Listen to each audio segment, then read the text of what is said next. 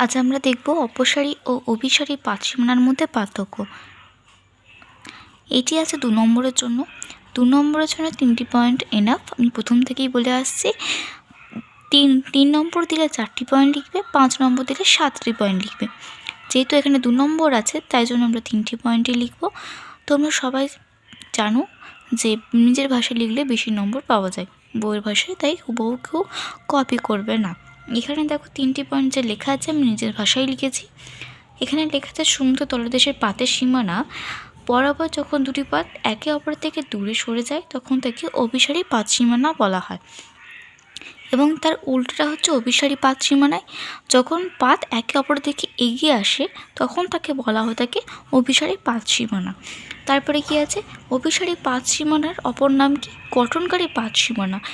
নিশ্চয়ই তার অপোজিট হবে অভিসারী। অভিসারী পাত সীমানার অপর নাম বিনাশকারী পাত সীমানা। 3 নম্বর পয়েন্টে লেখা আছে অপসারী পাত সীমানার ফলে সমুদ্র তলদেশে যে ফাঁকের সৃষ্টি হয়, যেহেতু একের অপর থেকে দূরে সরে যাচ্ছে তার মাঝে একটা ফাঁকের সৃষ্টি হয়, সেই ফাঁকে দিয়ে কী বের হয়? ভূঅভ্যন্তরের ম্যাগমা বের হয়ে আসে।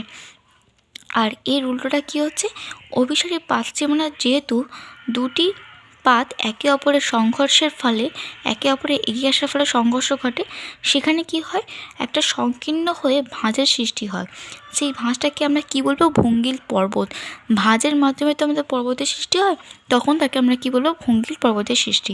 এই 3টি পয়েন্ট লিখলে তোমরা 2-এর 2 পেতে পারো।